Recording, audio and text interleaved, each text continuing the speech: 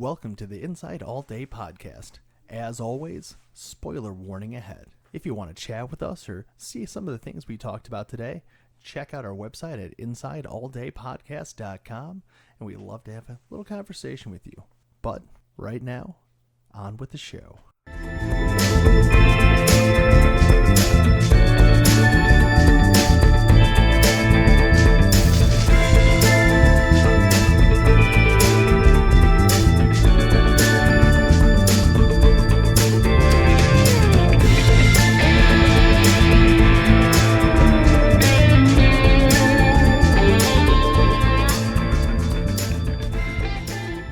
How's it going, audience?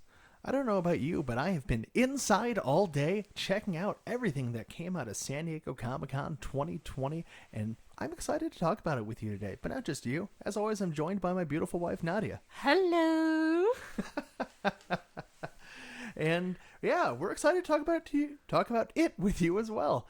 Nadia, how's your day going so far? What are you thinking? I'm doing really good. I was really excited to hear the news coming from San Diego Comic-Con, especially the non-DC, non-Marvel news, House of the Dragon, Interview with the Vampire, things we'll get into later on. But yeah, I was pretty excited to see some big projects coming our way. Marvel also including. Well, yeah, I'm definitely the bigger Marvel nerd of the two of us. And of course, I was very excited to see everything that's coming out and the new phases that are going to be available to us. And everything that they have going on. Some of it looks great. Some of it I'm a little hesitant on. Me but too. I'm excited to hopefully see them work some of that Disney magic and bring everything to the big screen the best way possible. I'm very intrigued to see if some of our guesses and rumors will play out. Some of the news that we were hoping for did not get announced, but Disney Plus also has a big D23 event coming out soon, and I have a feeling we're going to hear some announcements there as well, and some projects that weren't listed at San Diego Comic-Con. For sure. I think it's going to be maybe another little thing for us to cover. We'll put that in our next news segment. But for today, San Diego Comic-Con. Yep, let's get into it. Today's episode is just going to be on news based off DC. Then we're going to get into some non-DC Marvel news, and then we're going to end the episode today on Marvel. So hold on to your butts as we get into the news. Butt firmly held. My name is Clark Kent. I'm from the Daily Planet. All right, we're gonna get into some DC news. Now, I just want to say we're not going to cover every single thing that was revealed at San Diego Comic-Con. Otherwise, this podcast would be like 5 hours. Just the things that piqued our interest, and we think will pique your interest as well. Big announcements. Obviously, we're going to tier more towards the movies, TV shows. We have some comics throughout this episode, but again, all sources will be listed below on each episode, and we'd love to hear your thoughts. And if you attended San Diego Comic-Con, let us know what you saw there.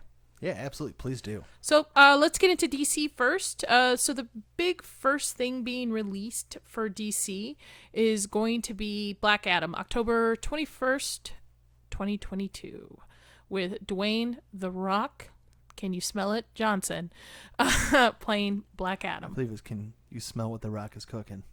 It's a little weird when you say, "Can you smell it?" Dwayne "The Rock, can you smell it, Johnson? So what do you think, Chris? I'm actually pretty excited. This has been a project that's coming for DC for a long, long time. You're not really excited about it. I actually like Black Adam as a character. I like a lot of the characters I saw that they were bringing in. Pierce Brosnan as Dr. Fate looked awesome to me. I was pretty excited about that. Hawkman looks pretty great. But I am a little afraid we're going to get ourselves it's not going to be a Black Adam movie. It's going to be a Dwayne "The Rock" Johnson pretending he's Black Adam movie. You think Kevin Hart's going to make a appearance? Yeah, I mean, probably. I think it looks pretty good. The costumes look great. I've enjoyed the trailers. Shazam was really a surprise to me. I think it was a surprise to everyone how everyone liked that movie. That was actually, DC hasn't really had a great movie in a while. It's been a long time since DC had I can't remember even the Wonder Woman. The first one is probably the most, like, other than the Batman, best movie so far, I would say. Like, I even liked Man of Steel too, but I think DC needs some wins, and I thought Shazam was great. So Yeah, it's going to be interesting to see this spin-off and how it's going to come into play with the third Shazam movie. That eventually. is true. And what? That looked like a segue. Anybody else see that? That Shazam movie does look awesome, though. I am way more excited about that than I am for Black Adam. Oh, right. Shazam. Fury of the Gods. December 21st. I've never read Shazam, so I don't know what they're partaking this from, but it looks baller. I hope it holds up to the heart of what the first one did. And Zachary Levi, who did a fantastic job. God. Where are my Chuck fans out there? Anybody else? Hit us up. Chuck fans, let me know. I really hope it holds up. I'm excited. And they're going to be releasing it right around Christmas time. So it's going to be interesting to see what other big movies it's going to be competing for the holiday season. It'll be pretty good, though, because you're going to have yourself a nice superhero movie that's going to be far more family-oriented, especially when you consider how the first movie went. I imagine they're definitely going to go for trying to keep that vibe. Yes, I agree. And then a couple other projects coming our way is Batgirl 2023 on HBO.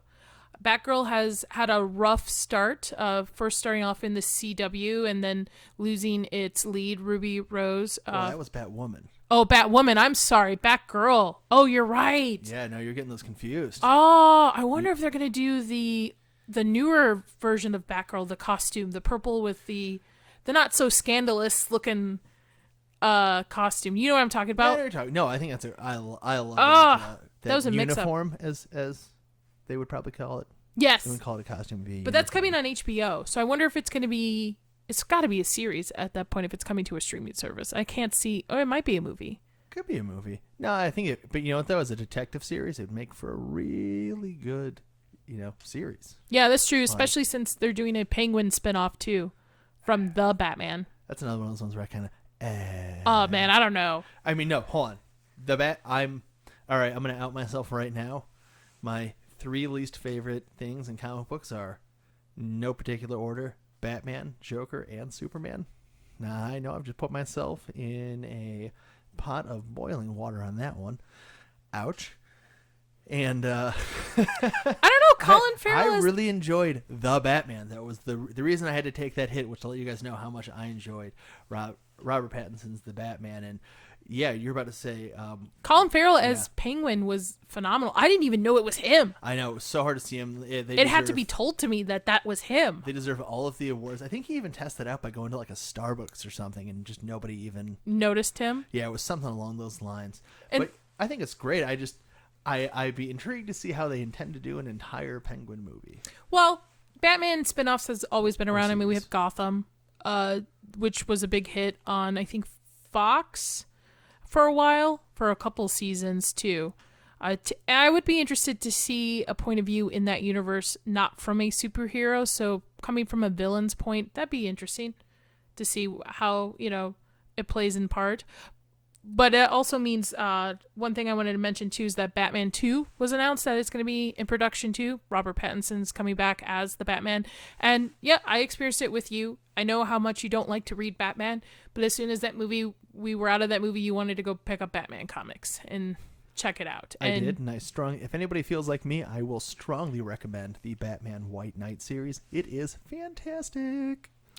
And other news in DC, Aquaman Lost Kingdom is supposed to be announced to be released March 17, 2023. And just so happens recently it was confirmed that Ben Affleck is coming back. It was an accident. I guess there was a tour of the WB lot and the two of them were hanging out outside like on a break and people saw them. So that's how it got released. So they did a release of it. Jason Momoa on his Instagram, but I like Aquaman. I liked the first one. You weren't okay. Yeah, but this second one's supposedly supposed to be like a buddy cop kind of. Not really like a. That'd be pretty Jason Momoa speed. Though. Jason Momoa and what's his name? The other guy. Oh, Oren, his brother, the guy from all of the Conjuring movies. Yes. What is it? Patrick. Come on, you're the horror person. You should know. I know. It's Patrick something. Patrick Wilson. Yes. Yes, Patrick Wilson. Patrick Wilson and Jason Momoa. like a Because buddy fact-checking film. It's live. supposed to, especially with all the drama that happened with Johnny Depp and Amber Heard, and then whatever side you're on, the rumor is that prior to this whole fiasco, her role was shortened anyway because she doesn't test well. She's not a great actress. She doesn't know how to act, guys. I'm sorry. This is my opinion. She doesn't know how to act. I'm gonna say she's this in the beautiful. I'm gonna say it's in the most PC She's way got a a rocket man bod, a man but can she doesn't say know it how these to act. days. She applies a visual appeal to the film. Yeah, so I guess they already, prior to the trial, had moved her down to like 10 minutes on screen. Because this sequel is supposed to be about the brothers and them overcoming and bonding on their relationship. So it'd be interesting. James Wan, I really never thought he would do a superhero movie. I love his horror. Should have done Doctor films. Strange. Yes, he should have done Doctor. There's a lot of people that should have done Doctor Strange. No offense. Sorry, Sam Raimi I fans. like you, Sam Raimi. I do too. But I swear anyway, it just doesn't sound like it. that's another point. So Batfleck is coming back. Flash is still supposed to be being released June 23, but everything happening with Ezra Miller and their His out of work nope, escapades. not he, there. Oh, my apologies. Yeah, their issues with the law and just being an awful human being, supposedly, to underage individuals. I hear his favorite song is "Can't Keep My Hands to Myself." Apparently not. So I wonder if, it would be a great way to bring in Grant Gustin. I think I've he's the long superior held the Flash. opinion. Like I think it would have been great. They already I mean, brought. they got a lot of good stuff going on with that Flash series back when we used to watch it. We're a little, Well, in we're the a Flash little behind series, now, one but of the- I love Grant Gustin. One of the Flash. storylines actually had Ezra Miller make an appearance as Oh right, his Flash. I do remember that. So why can't we switch them out? Grant Gustin is, from what I've seen. Now, we haven't really seen a full Flash movie, right, with Ezra Miller, and I thought he was okay in the Snyder cut of Justice League. I thought his part was a little bit more fleshed out, but I think Grant Gustin is just, I don't know, a better actor. Even if it's just a CW actor, even if he's just the CW Flash, I think he's a better Flash. I don't know. Yeah, I just enjoy him as the Flash more. Yes. The way he And represents him. there's a couple things in production for DC they announced too. We have a Blue Beetle, which I've never read. Supposed to be released August 18th, 2023. Cool. Ooh, shit, my mic. Sorry about that if you heard that, everybody. No, that'll be pretty awesome. That'll be exciting because we'll be kind of getting depending which version they go with, Ted Cord or the younger gentleman whose name's currently escaping me. It'd be pretty good either way, but I imagine they're going to go with the younger gentleman. That way they get their own kind of Ironheart, Iron Man thing going on. Yeah, from what I've seen of it, a lot of people really do enjoy his costume from some set photos, so we'll see. I'd be intrigued to read it before it comes out because I would like to know a little bit more about it. A couple things in production. And Amanda Waller-based Peacemaker spinoff, which I think Peacemaker is probably the best thing DC's put out this year, by far. Peacemaker is pretty... it was a little touchy in the beginning, but boy, did it ended strong. That's the thing. I look back and I'm like, I really enjoyed that show. But I remember the first couple episodes, it was like really the first hard 3 or 4 episodes. for us to get into it. We were like, okay, this is not bad. What the highs heck? were very high, like this is amazing, and the lows were like, I kind of just want to turn this off now. I'm really, really glad we stuck it out. It's fantastic. Also, for those of you who have Spotify, I will tell you to listen to that soundtrack on Spotify as I do all of the time, as it is fantastic. James Gunn proving himself musically once again. So I would be interested to see this. So this is going to be based solely on Amanda Waller, though. So it'll be intriguing. And then last 2 things I want to announce that are in productions. Wonder Woman 3, which, yikes. Doesn't have to be. Wonder Woman 1, great movie. Loved it. I could watch it over and over again. It's a great movie you can have in the background. I think it was well done. Great. No, I loved Wonder Woman 1, the first Avenger. It was great. Wonder Woman 2, 1984. Oof. That movie, so many issues with it. We'll get into more of that when we do like a full I want to do a full deep dive into Wonder Woman. I love Wonder Woman. Wonder Woman, I had Wonder Woman shoes for my wedding. It's, I've read the history on it. I have tons of Wonder Woman stuff, tons of comics and props and stuff. And woof, that movie was bad. And I was really hopeful because I like the 80s and I thought it would be well done. So I wonder if they'll be able to redeem themselves with Wonder Woman 3. I know Patty Jenkins is coming back into the director spot. So it'd be intrigued. Supposedly she's now going to bring Wonder Woman into the present. That'd be pretty cool. Yeah, so we'll see how that plays off. Well, Wonder Woman, to quote Wonder Woman 2, it was good, but it can be better.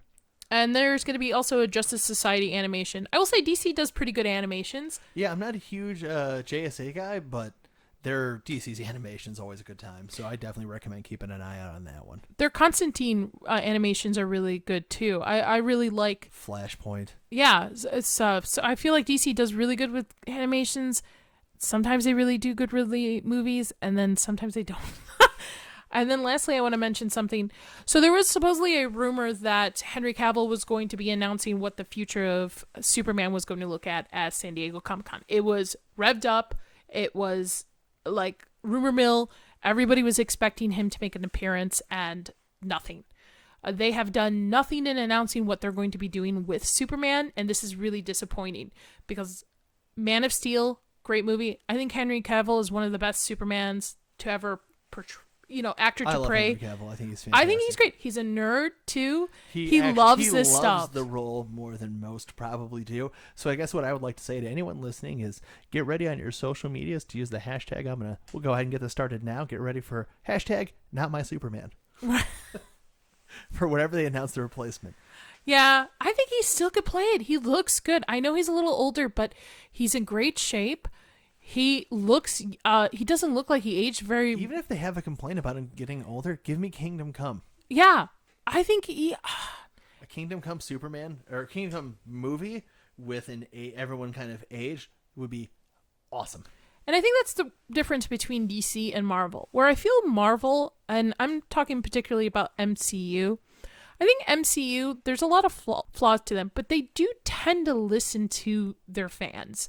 I mean, we wouldn't have gotten John Krasinski as Reed Richards. We wouldn't have gotten certain fan castings, right? Because I think they actually do somewhat listen to what the fans want and are looking for. Where I feel DC, you don't have anybody who loves DC at the helm, except for James Gunn. I feel like if they gave DC, Warner Brothers was like, James, take it over. Because anything James Gunn has done for DC so far, the Suicide Squad, Peacemaker, great. I feel like they're relying too much on the nostalgia and the fan base, and they're just disappointing every single time. But I feel like that's just generally DC as a whole. DC relies on their nostalgia harder than I think they should. Which I can understand, make some money, right? But prior to the Batman being released, how much shit did Robert Pattinson get to playing Batman? How much did everybody was like, another Batman movie? Another Ben Affleck is Batman? Like probably as much as Chris Pratt for Star-Lord or what's his face for Ant-Man? Help me out here. Paul Rudd. Thank you. But Paul Rudd. DC needs somebody in that chair, in the DCU chair, that loves those comics, loves to bring it to screen. And because they're all over the place, they're all over the board, and I feel like they were very lackluster at San Diego Comic-Con. Yeah, it was generally unexciting. I wouldn't say there's any big surprises. I enjoyed the things I saw, but they were generally things I expected. Yeah. So with that, that would be the news on DC. I know there's some Warner Brother properties we'll be talking about in the non-DC Marvel section. We're going to bring up some information. But that would be DC for us on San Diego Comic-Con. Let us know what we missed. Let us know what you're excited for. Just give us a comment. What did we talk about that you love? What didn't we talk about that you love? Let us know. And let's talk about things that aren't DC and Marvel. Hey, that'll be different. The Iron Throne is mine, and I will take it. And in our San Diego Comic-Con Oreo, we're now at that creamy center where we talk about things that aren't DC or Marvel. We're saving Marvel for the end there. So I know Nadia is very excited to talk about Paper Girls. Yes, I don't want to give any spoilers to it, so I'm not going to tell you the premise of it, but I do recommend it. Please trust me on this one. It's a great comic book series by Brian K. Vaughan, who did Saga. Really, Saga's Brian K. Vaughan's all you need to hear to Yeah. take that as a recommendation. Saga's really out of there, but Paper Girls kind of draws it in. I've picked up comics for myself. My younger sister likes it too. The whole series is now, first season is on Amazon Prime, so I do highly recommend it. We're working our way through it, and it's pretty adaptable to the comics. I have a volume 1 signed by Brian K. Vaughan. We were lucky enough one year to meet him for Comic Day It was free. in LA. Yeah. Funny quick aside, we were just visiting a friend in Los Angeles. Our friend Jenny loves him too. Like, Yeah. she's one of his biggest fans. And it was during Free Comic Book Day weekend. We were visiting a friend, and we found out that he was doing a free signing. And I remember meeting Brian K. Vaughan and I still have making the him picture with him. yeah. I'll post it up on making him feel excellent by telling him, "Oh man, we came out here. We flew out from Chicago just for you." And well, that was not true. I know it made his day, so I hope you do appreciate that, Brian, because you are a fantastic creative, and we appreciate everything you put out there. So thanks for taking us on our different fictional journeys. Yes, I do recommend Saga, but I don't recommend Saga for younger younger people. Just FYI, I do recommend. He's also done some good Saga. Marvel stuff. I would be interested to see how Saga, if ever brought into adaptation, would be. Moving on to that, we also have Lock and Key's final season this August, I believe. Final season for this. I loved the adaptation. The comic run by Joe Hill is probably, if not in my top 5, maybe top 2 between one other comic, one of my favorite comics of all time. The series is just great. I have all the volumes. I believe, volume 1 signed by Joe Hill himself. I like Joe Hill's work a lot. I'm a Stephen King head, so I kind of moved towards that. I like his work a little bit better sometimes than his dad's, but highly Does he recommend. know how to end a story? Yes. And the first 2 seasons of Lock and Key were pretty good. It's hard to adapt something like that onto screen. I know there are some flaws into it, and I would, again, similar to an idea, I'd like to do just a full episode on just Lock and Key from the comics to the show. Chris likes it, never read the comics either, so you like the show I adaptation. did enjoy the show. It's been a lot of fun. I'm excited to see this final season, and you said it's changing a little bit from the... Yes, there's a lot of things standard from story. the source that have changed. Again, I think it's Thank just you. to make it easier for the live action adaptation. But the trailer looks great, and I'm sad to see them end it after 3 seasons. But I hope they tie it in real well, loose ends, for what they've got running going. You know, I don't want to lock up those loose ends. Yeah, I don't want a Dexter ending. And then, of course, I was very excited to see the Dungeons and Dragons Honor Among Thieves trailer. With Chris with Chris Pine. I'm not 100% sure how I feel about this. I know we've had some questionable let's say D&D movies in the past, but I think this one might just get us past passable. So I'm excited to go ahead and see that, and let me know what you're thinking on that one. Chris Pine was a really interesting choice. Yeah, I would be. I think it's gonna be okay. I think it's gonna be okay. It's coming out in 2023. Okay, so I think from what I've seen of the other 2 movies, anything can be better than Or the Dungeon last Siege 2. movie. I mean, we're both D&D fans. We like playing 5e. We have. I miss it. I definitely miss playing 5e. For sure. Oh, we're going to get that one started up again. And, of course, our friend Ben, who is the gentleman nice enough to do our intro and outro music, thank you again for that, Ben, is a huge Dungeons and Dragons guy. And I can tell you, he's not super excited about this, but he will tell you, if you want to see what he considers the best Dungeons and Dragons movie, check out The 13th Warrior with Antonio Banderas. But that's not really fantastic film. marketed as. It's not, but I like his concept. If you kind of just imagine it as a Dungeons and Dragons film, he's not wrong. It actually hits all the right notes. But that's not San Diego Comic-Con. That's just a recommendation. Yeah, it's supposed to be out March 3rd, 2023. Fantastic. So, again, I think it'll be good. Anything can be better than the actual last 2 Dungeons and Dragon movies. You're not going to get 100% people, it's going to be probably divided, right? Some people are going to enjoy it, some not. But I'm interested to see it bring D&D to the screen so that younger generations can enjoy it. Oh, for sure. D&D is all generations romp. But I'll tell you what's not an all generations romp, but I am excited for Sandman. Yes, Sandman, which again, another comic book series that Netflix has decided to adapt, right? August 5th, it's coming out. I love that comic book series by Neil Gaiman. Again, I mess up last names and first names. It is one of the best comic book series I think ever done. It's really well known. It's great. I love it. I enjoy it. It's dark fantasy. If you like Neil Gaiman's work, like Good Omens, American Gods, it's great. Death is one of my favorite characters from that series. I would recommend it, especially if you like dark fantasy. That being said, Netflix also has a hard time adapting certain things, right? Mm-hmm. Mostly their problems come across anime adaptions.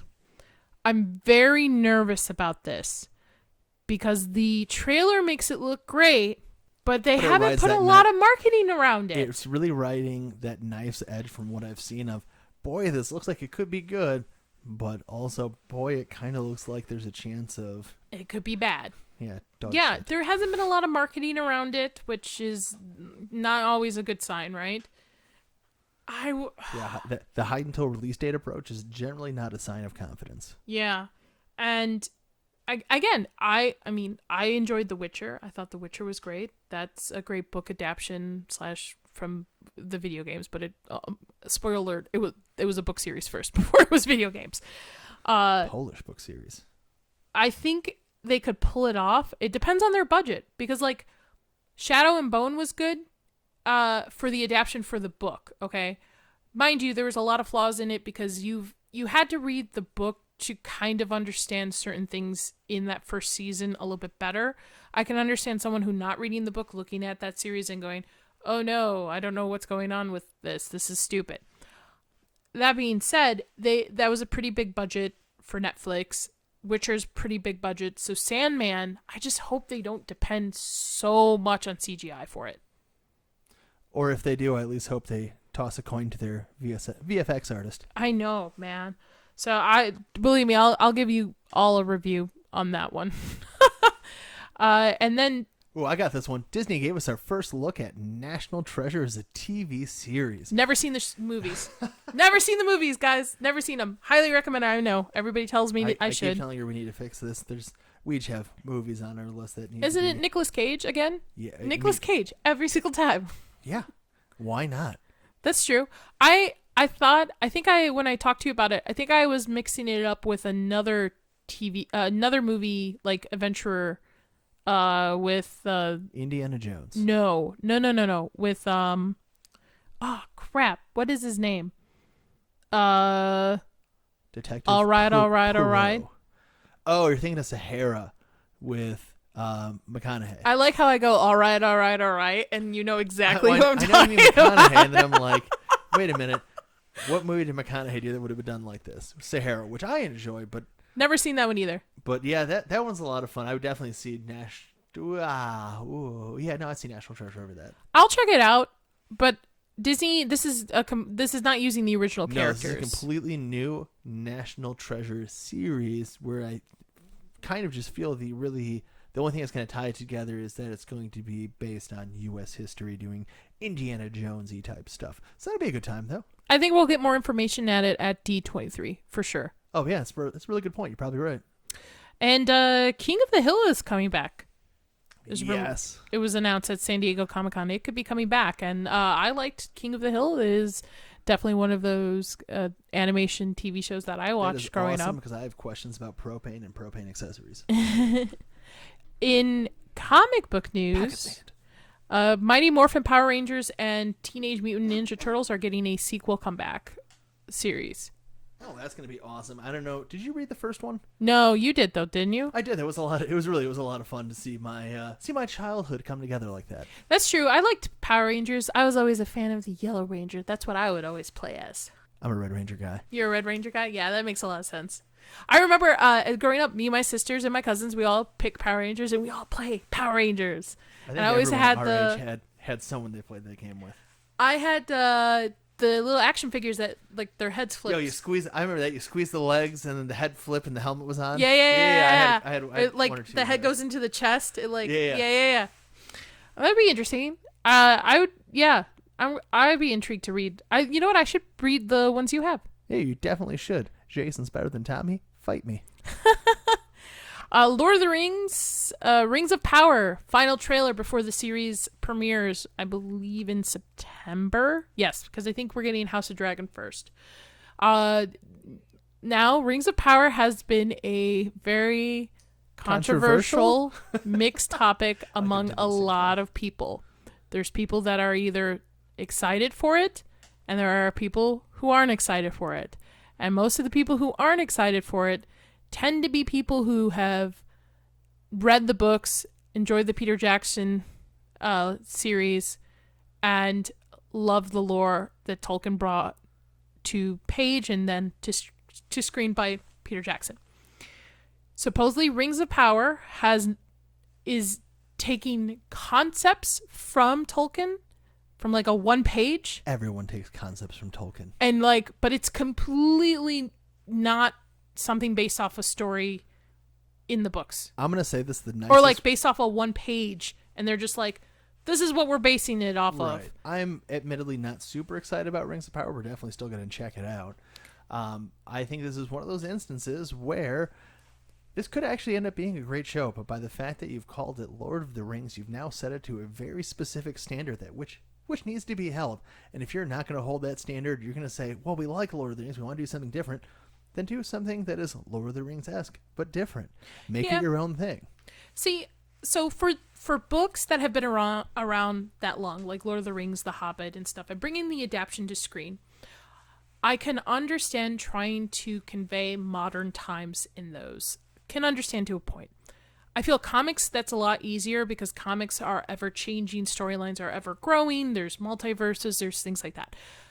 I think when it comes to the Rings of Power, and Amazon has spent a lot of money on this show. Oh. Holy cow, they've spent a lot of money on this show. You're either going to love it, you're going to hate it. If you don't like it, just don't watch it.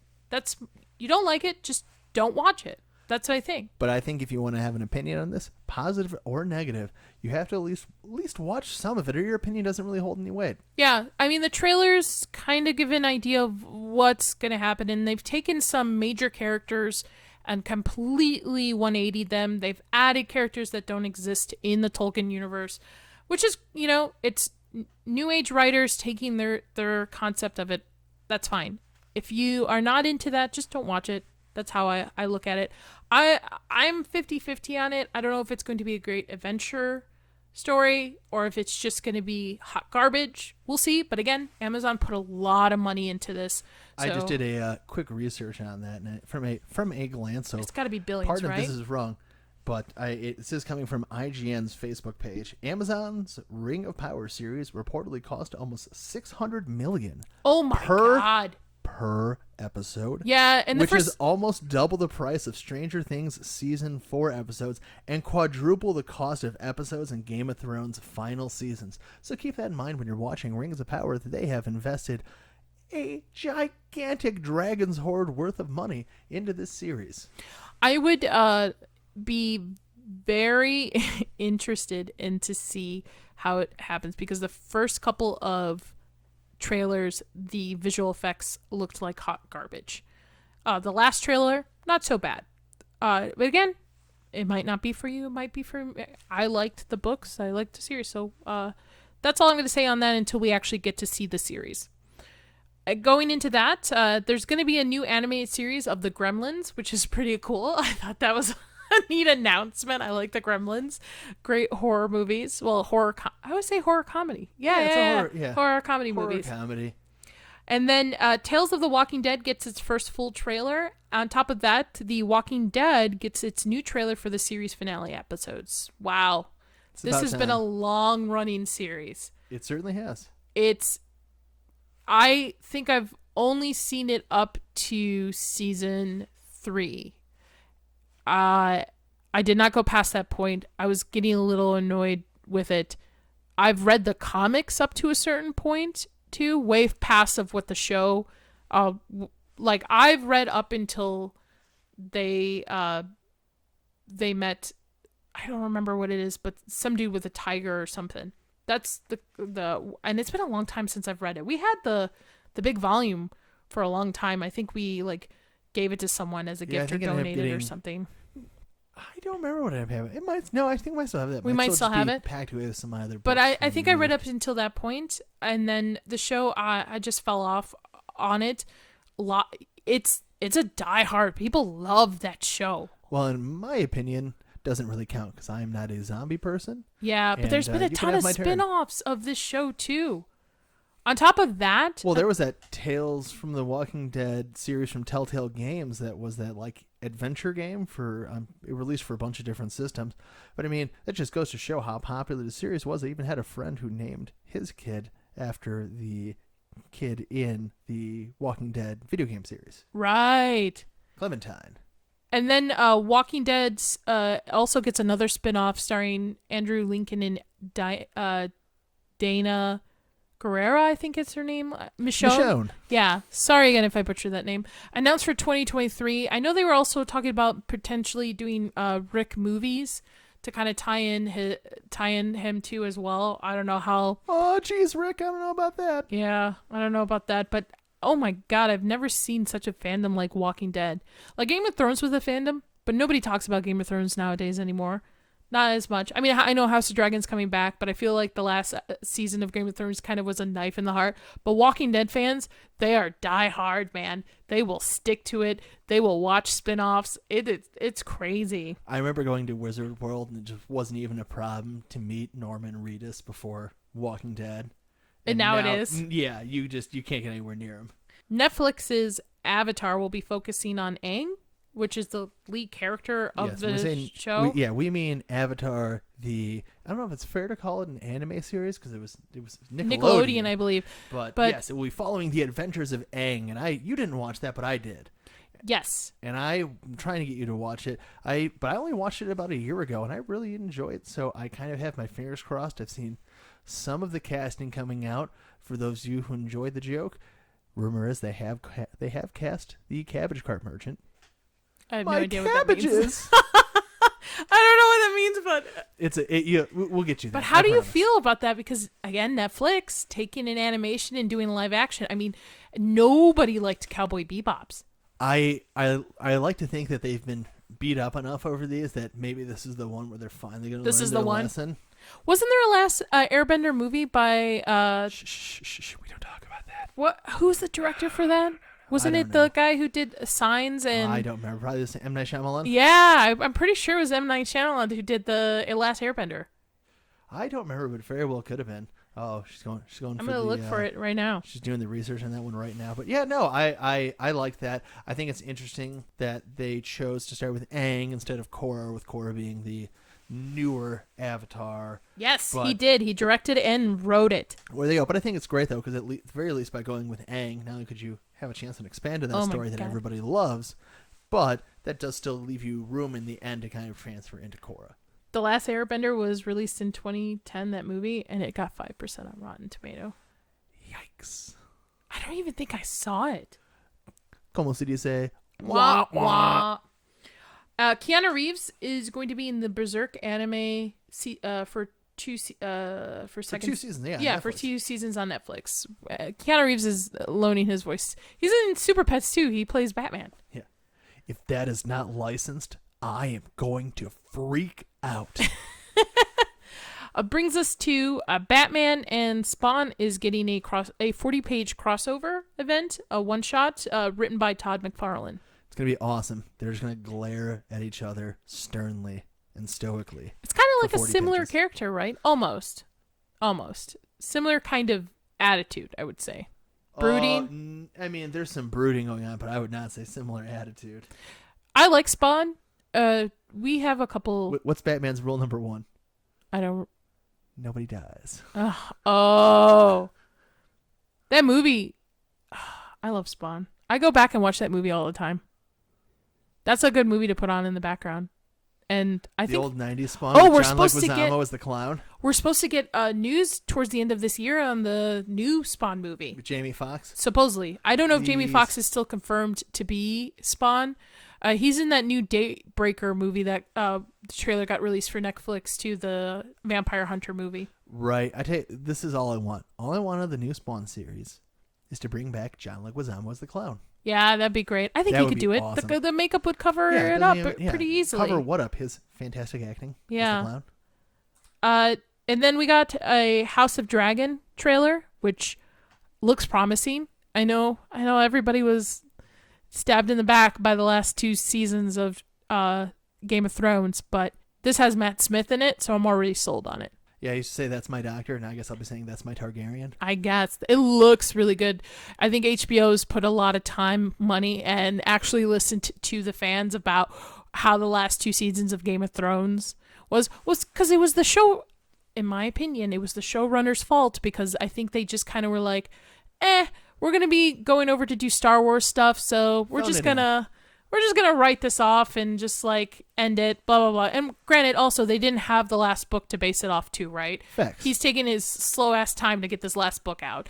I also think he's a little over his own Game of Thrones series. I think that's what's taking him so long to get this last book out. I think he's afraid of it. I think Either afraid it's of gotten it- built up so big in Or he's pop made enough culture money that and he- in his head that he's afraid to end it because he doesn't think he'll be able to do it justice. That's my opinion. I don't think I honestly think he's made enough money from it. He wants to work on other projects. It's not his main concern anymore.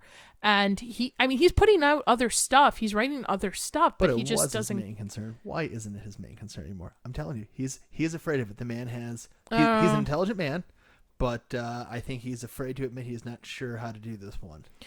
I don't know, but I'll be watching it. Again, anything you can tell me anything on Matt Smith, even more Morbius, I will stand by that man. He's probably one of my I think he's my doctor. I like Tenet, but I liked Smith a little bit better. He's a little bit more quirky. Granted, though, Tenet had a better ending to his run. It's still talked about to this day. I don't want to go. Yeah, which Allons-y means let's go. Yeah, Allons-y. So he started the series with let's go. His run is Doctor Who, and then his last one was I'll be honest. I don't want to go. Right up until this point, and I knew that's what Allons-y meant, I had never actually put that together. Yeah. So we just had that moment together. Thank you Yeah. for that. So I'll be watching that. And And anyway, Eccleston got done dirty.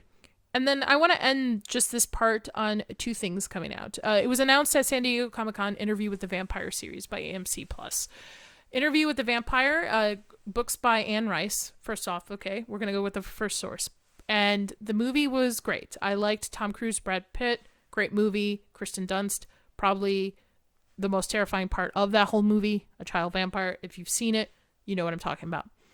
AMC has decided to make it into a series. I'm not against this. I think it could be done well as a series to draw out that series.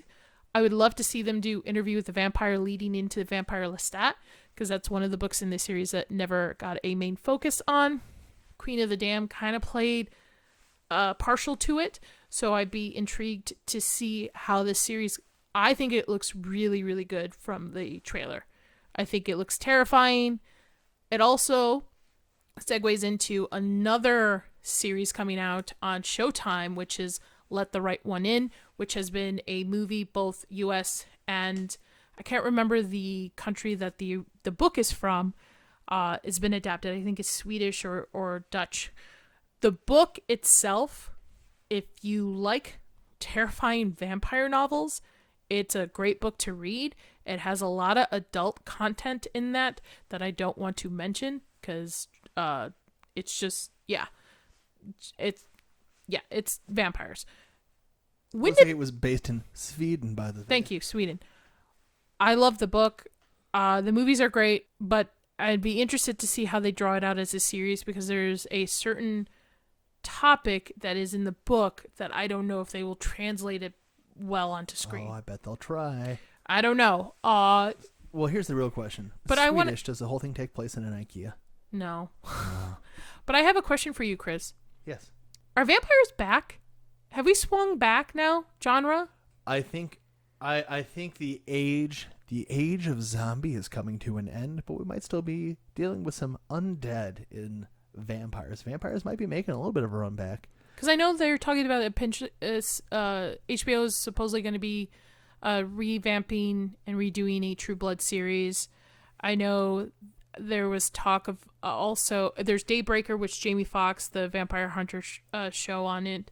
We have Anne Rice's Interview with the Vampire. We have Let the Right One In. Tons of vampire stuff coming out. There's a great book by Grady Hendrix, which is Southern's Book Club Guide to Slaying Vampires. I believe that's what the title is. I love that book. It's one of my favorites, but that also is supposedly getting its own live adaptation as well. So tons of vampire stuff. So I wonder if we've swung back around. Well, you know what else has vampires in it? But sadly, I did not hear anything about it at San Diego Comic-Con 2022. Do you know what I'm talking about? No. There's still no new information on that Harry Dresden series coming out for Dresden Files. I told you guys I'm going to talk about this every episode until somebody makes me a damn series. I it's know. So good. It is so good. That book's so good. Do not base those books off that really bad sci-fi adaptation of it. Don't base it off of that. If you want to watch it, watch it. Just don't realize that is not not Dresden Files. And if you're not a book fan, they are in graphic novels too. At least a couple of the books are. I have a couple of them. They're pretty good. Yeah. So that would be our cream of delight today. The middle part of our Oreo. The creme de la creme. The creme de la creme. Thank you. That would be our creme de nope. creme. Nope. Creme de la creme. That's our filling for today. That would be our filling for today on some that's news. Our filler for the day. I can not covered everything. If there's something we missed that's non-DC and Marvel, shout it out. Let us know. We'd be intrigued. Maybe we missed something that maybe you were there and you got to see. But now we're going to get into some of our Marvel topics that were announced at San Diego Comic-Con. Reality can be whatever I want. I am Groot. Oh, sorry about that. I must have had a twig in my throat. I meant, welcome to the Marvel section of the San Diego Comic-Con coverage, but what a great segue, because right around the corner, one of the very first things they talked about that's coming up is going to be the I Am Groot series on Disney Plus, which I think we both know looks adorable. Yeah, I like Groot. I think I still have the little dancing Groot you bought me after the first movie. I think everybody had one of those dancing Groots.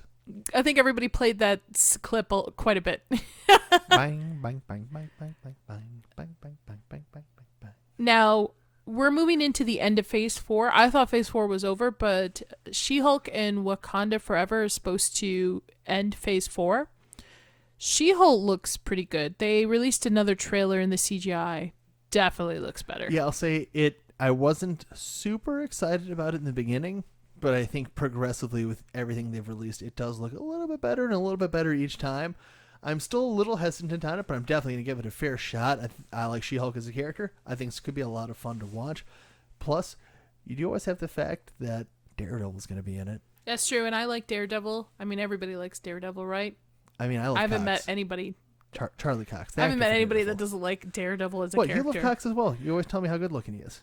He is. Oh my God.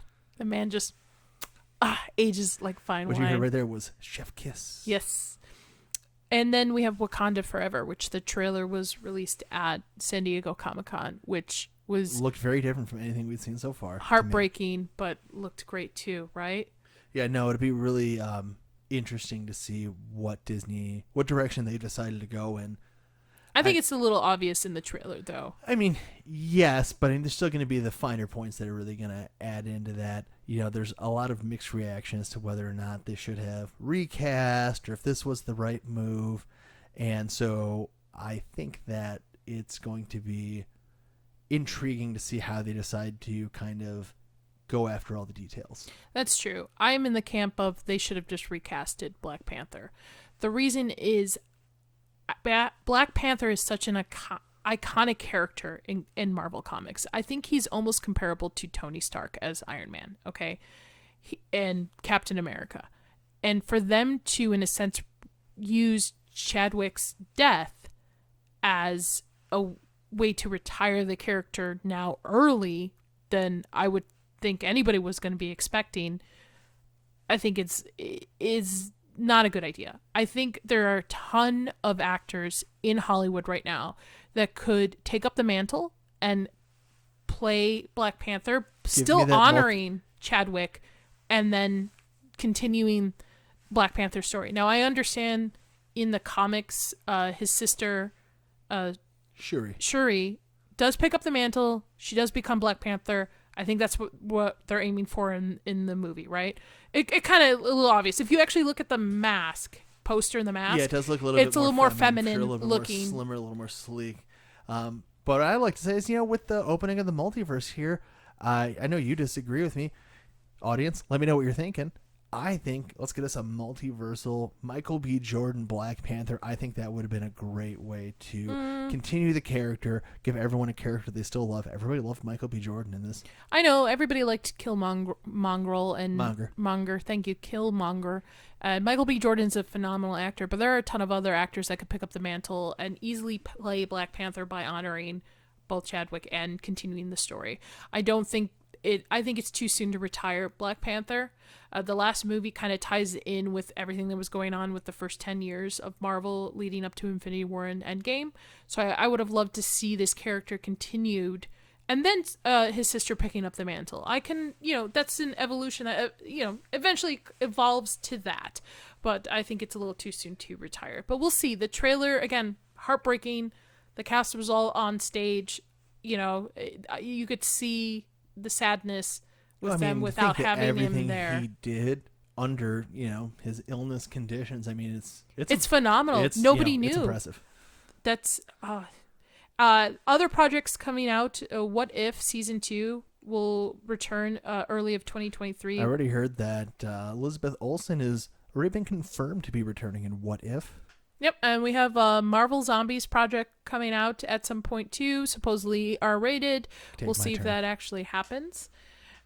Yeah, you don't like zombies. X-Men 97 2023, which, even though it's not released yet, it got a green light for Season 2. And so did the next one, Spider-Man Freshman Year, got a green light for sophomore year, so without it being out, and that one is releasing 2024. And now that will lead us into Phase 5, which the first thing in Phase 5 that will kick us off is... Ant-Man and the Wasp kicks it off at February 17th, 2023 for Ant-Man and the Wasp Quantumania, where we're going to get to see our fantastic new antagonist in Kang. Yes. This is going to be interesting because the last two Ant-Man movies were just side stories, I think, in the MCU. While they tied in a little bit, it was just focusing on Ant-Man and the crew, and they were more comedies too, as well, right? For sure. So this will be interesting to see that Ant-Man will be taking over, in a sense, the mantle to kick off Phase 5 and bring in one of the big villains that will be portrayed in Phase 5 leading into Phase 6. He already was in Loki. True, but you know how that ended. But that wasn't Kang. That was a version. It was a version of Kang in there. So it's going to be fun. Jonathan Majors. Wow, I love him as an actor. I honestly, he could have been a great cast for Black Panther, I think. Yeah, that's fair. But I think he's great as Kang. I think he was a really great surprise at the end of Loki, and I like him in other works too, as well. What was it? Lovecraft County, which HBO will not be renewing for Season 2, but it was great. I really enjoyed it. That show was awesome, but it got really weird at the halfway point. Yeah, well, it's H.P. Lovecraft. What do you expect? I mean, I understand H.P. Lovecraft, but still, it got real weird. We're also going to get a Secret Invasion spring of 2023 on Disney+. That's going to be great. It's going to be a little bit more of a spy thriller. It's going to have... I almost said we don't know who's who kind of deal. Yeah, we're not gonna know who's who. I almost said we had Nicolas Cage reprising his role, which is 100%. I was thinking Nick Fury, and my brain went to Nick Cage. No, reprising his role as Nick Fury. We're gonna have Samuel L. Jackson, and of course we'll have Ben Mendelsohn reprising his role as the Skrull Talos. It should be interesting. There was a trailer. Again, some of these trailers we haven't seen because they haven't released it to the public yet. There have been camera recordings of them, but I don't want to say anything. We've actually seen a full trailer of this. Yeah, absolutely. I want to see it in its best format possible to give it the most fair shake I can.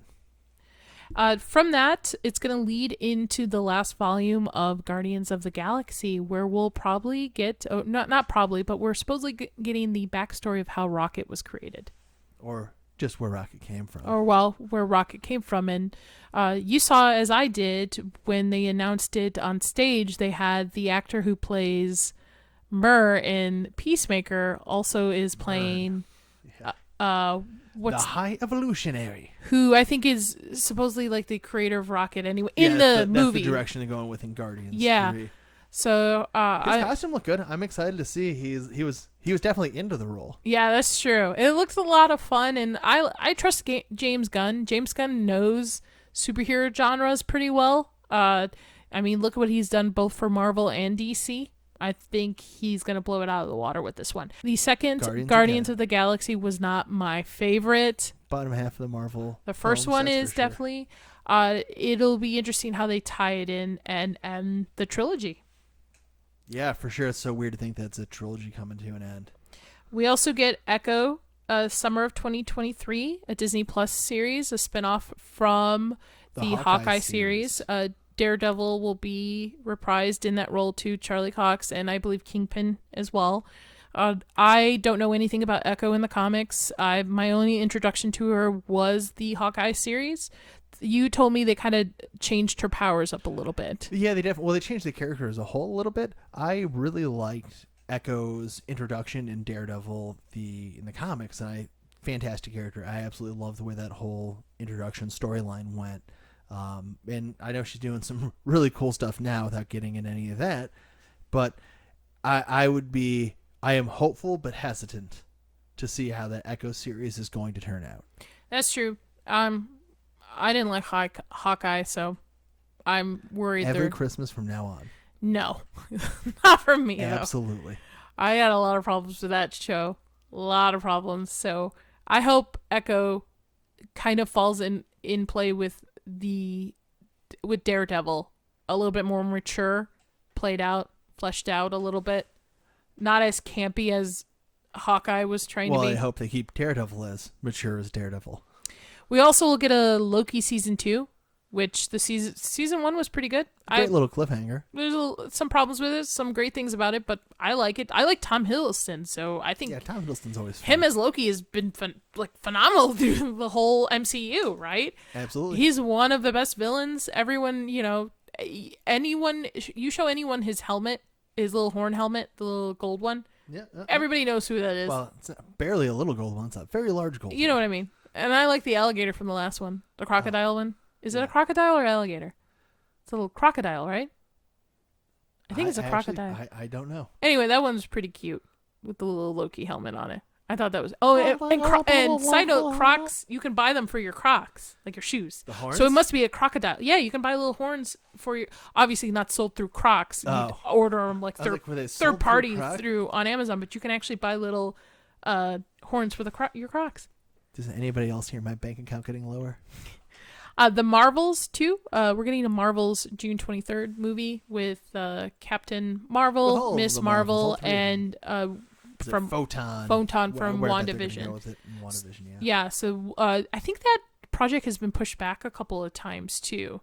I think it was supposed to come out during Phase 4, but I'm sure with COVID, productions, everything going on, they've pushed it back a couple times, so it'd be interesting to see. We probably should watch Miss Marvel at this point before that comes out. You're probably right. I do agree with you on that. I will say I am, yet again, hesitant, as we discussed in our last episode, actually, that Captain Marvel was on the really lower end of the Marvel movies for us. Ms. Marvel may be fantastic. I don't think that's necessarily written for us, so I don't know how much I'm going to enjoy that. I'm also wasn't really excited about them turning her into a mutant. And then we're going to get Photon, and WandaVision was awesome. Yeah. So the way they were doing her powers was interesting. So to see them just try to bring all three of them together to make this movie, I wish them all the best, but I'll be there to see how it turns out in theaters. Moving on from that, because I don't want to say anything. We have Blade, November 3rd, which... Mahershala Ali is going to slay. I think so, but they need to keep it R-rated. I'm sorry. There are some projects you just don't need to bring your kids to. You just don't need to market to kids. This is not a movie where we're getting little Blade plushies to buy at It's Disney. vampires. There's going to be blood, and I want Wesley Snipes as Whistler. I just want them to do Blade justice, and I just want a good Blade movie where I don't have to worry about them watering it down. The way you said that for a second made me think, like, am I forgetting a comic book series? I want them to do Blade Justice. I'm like, what was the Justice storyline? There's a couple rumors of who's playing. It's supposedly Dracula will be the main villain in that. Yeah, I heard the one I had heard very, very lightly rumors of was the Skarsgård brother who played Tarzan. Oh, really? Him? Yes. I was thinking the other one who played Pennywise. He would be more interesting as Dracula. He looks like a vampire. No offense. But you're looking for a brooding pretty boy. That would be his older brother. He was really good in the Northman. He's already played a vampire. True Blood. I don't know, man. See, look, he's clearly qualified for the role. Maybe. But better than that is going to be the other rumor here, which is Anthony Starr. Yeah. And apparently we've been saying his name potentially wrong the whole time. He seems like a cool dude. I follow him on social media. He seems pretty laid back. He constantly keeps posting Homelander memes. Homelander memes and Homelander fan art, which I think is fantastic. He'd be great as a Dracula. I think he's got the chops to play Dracula. Well, I mean, really, you're just looking. You're going to cast him for that Homelander ego. He, side note, there's a great TV series that somebody's recommended to me if we like him so much. Lotus? Banshee. Oh, Banshee, that's what it is. Which he I plays do. A character named Lotus. Which I think he plays as a criminal who takes over a deputy or a sheriff's department. Yes, it's so department. funny you say this. I kid you not. See, you've been talking about this too close to my phone while I wasn't around. Are you getting like? It's been showing up in my YouTube shorts. Yeah, I think I want to check it out for like the last 2 days. So it took me. I'm like, is that Homelander? Yeah, is that you? Looks different, right? Not blonde. Just laser the dude. It's fine. But I would love to see him as Blade. I think he would. Not Blade. I would love to see him as Dracula. Yeah.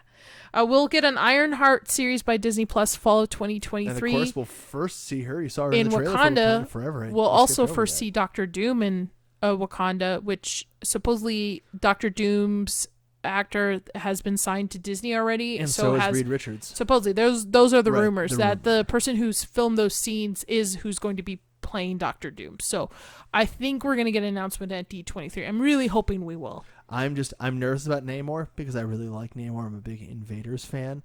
And should they mess him up, be prepared for the fan base to say Imperious Rex.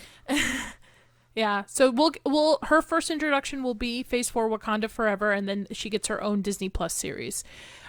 Leading into that, when we get into 2024, we're also going to be getting a new Daredevil Born Again series on Disney Plus. This is going to be very interesting because they're, I believe, doing it's either 16 to 18 episodes, which is more than what the Netflix series did. However, Disney Plus tends to stay within the 30-48 minute range. Netflix tends to go like an hour, a little bit over an hour per series. And I'm really worried about the maturity level they're going to go for. Again, Disney needs to realize you have adult audience. You have people who have grown up with you, who like this stuff, who's been even us individuals who have been with you for like the last 10 years with the MCU growing, right? We're all adults now. We want adult content. And if you started seeing Avengers movies, if you saw Iron Man when you were 10, you are now 20 and capable of watching mature content. Yeah, and Daredevil is mature content for sure. Absolutely. Especially this is, I think, going to deal with a lot of his internal struggle as a Catholic. What, Daredevil, internal struggle? That never happens. We'll also get a Agatha Coven of Chaos. Coven of Chaos, which was also announced way back when WandaVision ended anyway. So that'll be interesting to see.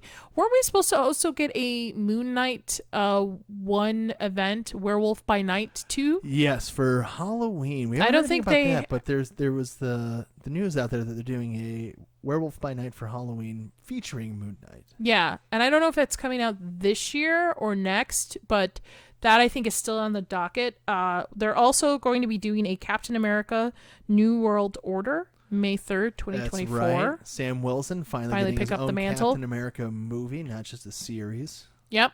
So that's going to be interesting. I wonder how it's going to play in with Falcon and Winter Soldier. Wonder how that is gonna be. I'm sure there's gonna be some interesting little tidbits that spill over, but it'll be a mostly new story. I wonder who's the villain in that.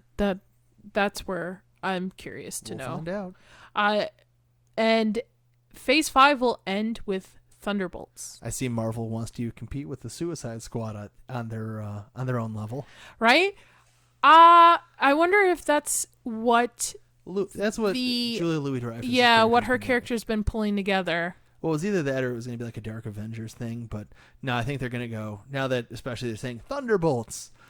That's 100% what it's going to be. What's interesting to me in this phase is two things. One, we don't have any mutant announcements. There's nothing mutant related. Nope.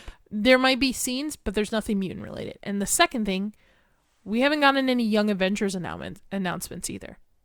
And they're definitely setting that up. Oh, they're 100% setting that up, but I think they're going to wait till they get a better chance to maybe introduce one or two more people. Well, I believe the one that's supposed to represent Captain America was in Falcon Winter Soldier, yeah, that right? Was, yeah, yeah. And Eli then Bradley. we have Kate Bishop and Ironheart. Are we missing somebody? Oh, you're missing a ton of people. You're missing Speed. You're missing Wiccan. You're missing. Oh, right, Hulkling. Speed and Wiccan. Technically, Yeah, we had Speed and Wiccan in WandaVision and Doctor Strange, Multiverse of Badness. Wah. Want.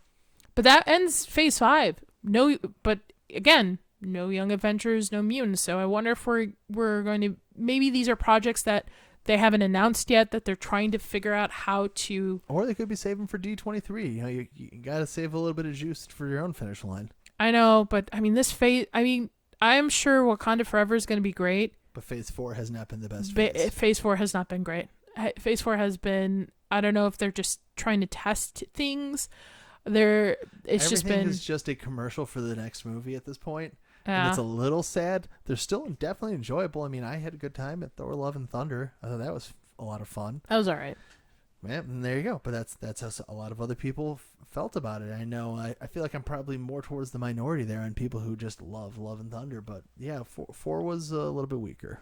I'm moving on to being the majority of. I really don't care to see these movies at opening nights. That's where I'm starting to head to, where I'll still see these movies, but the experience of seeing them opening night has not been something on my mind anymore.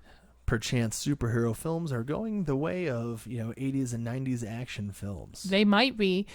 Maybe Phase 5 will turn this around. Disney's They'll always have going to to. have an audience for it, and for sure. there's people who haven't seen anything who are now starting to get into the first part of the MCU. So there's always going to be an audience for it. I just don't screw over your original audience. That's what I say. Don't forget. I know you're always trying to reach a bigger fan base, but the fan base that exists does still exist. Yeah. But I mean, that's a lot going on, In Phase 5, and I'm sure we'll get more announcements at D23. And we've already got some announcements for Phase 6. That's true. Now, before we get into Phase 6, I want to mention that some of these projects in Phase 5 were supposed to be in Phase 4. Mm-hmm. But I'm sure with production, COVID, things happening in the world, things got moved back. So I hope they actually stick to schedule this time. And I hope they don't overwork their VFX artists a lot. We will see. But I mean, there's a lot going on that we already know for Phase 6. I mean, There's been 4 announcements for Phase 6. but big announcements. I'm sorry, 3 announcements for not 4. First one, Fantastic Four will kick off Phase 6. Again, there's rumors that Reed Richards and Dr. Doom have been signed, and it's the release date tentatively right now is November 8th, 2024. Then you're going to get some more of that Kang love in Avengers Kang Dynasty coming out May 2nd, 2025. That has with Kang's ability to tap into the timeline, has every potential to fix what could have been an amazing multiversal movie and maybe just kind of show what they could have done through timelines instead. I don't know. We're getting 2 Avenger movies, though. Yeah, it's right. It's not even that. We're getting Secret Wars which November I'm 7th. I don't super know. excited about this. 2 major Avenger moments in the same year. Yeah, That's a lot. but and who's leading them? Right, but okay. Fair points all around. I think what's really going to happen is I think you're going to have Kang Dynasty being the being the mainstay Avengers film, kind of the original Avengers, Age of Ultron, right? And then you know, obviously Endgame, Infinity War, that series. But you also kind of had Civil War, which, let's be honest, yes, it was Captain America movie. That was really an Avengers movie. Great film. I enjoyed it a lot. I think you're going to get Secret Wars, which is going to be kind of an Avengers film, but I think it's really going to be a lot of fan service because Secret Wars is going to have a lot of fun team-ups and a lot of fun fights. I think it's going to be almost a Infinity War Endgame without waiting the year in between. I think we're getting a setup in King Dynasty, and then it's going to end with Secret Wars. Yeah, I mean, yeah, no, for sure. That's how it's going to go. Because that would be an interesting way to introduce other characters into those team-ups. Oh, you're so right. Yeah, I know. Normally I am. Normally am. I saw that coming from a mile away. And then lastly, we also want to cover some non-MCU news that are still related to Marvel. Marvel's Judgment Day crossover with the Avengers, Eternals, and X-Men was announced at San Diego Comic-Con. Event. We also have Extreme X-Men coming. I am so excited for Extreme. Who else read Chris Claremont's Extreme X-Men? That was one of my more favorite teams. Sage is dope. I'm excited to see the return of that whole team. It's going to be fun. And then Neil Gaiman Neil G. announced that he would love to do a Marvel 1602. That would be super awesome because that guy has got, a heck of a talent, and to see him turn it on something like Marvel 1600s would be amazing. You were pointing out earlier you liked Angela. No, I was like, Angela's was always kind of a cool character. I always loved her art, and of course she originally came from Spawn. There was a character trade, and now came into Marvel as like the secret sister of Thor and Loki, and I like Angela. I would really be really cool way to maybe introduce like a witch hunter Angela. I know that's asking for a super ton, but I'll take whatever I can get. And then lastly, the last thing I want to cover with you, Chris, Marvel's real life Infinity Stone collection was there at San Diego Comic-Con in the Gauntlet. It was supposedly reported worth $25 million. Wow. Real stones in that Gauntlet. Yeah. I mean, why not? They're Disney. Holy cow. I imagine the executives just had that pocket change rolling around. I wonder how many people were guarding that thing. Enough, apparently. I guess. But we've gone over a lot here with you today. All right. I hope you guys all enjoyed our San Diego Comic-Con coverage on this episode. I know some of you were there. I hope you leave us a comment. It looked like a lot of lines, but I mean, this is the first time in 2 years since they're able to put the convention together, so it was a big deal for everybody. I heard the lines were a little extra this year and it was a little bit more crowded, so I hope you're feeling all right. I hope you didn't get that con flu. Let us know how you're feeling, what kind of time you had, and what your favorite part of San Diego Comic-Con was. We know today was a little bit different. We hope you guys enjoyed our San Diego Comic-Con coverage.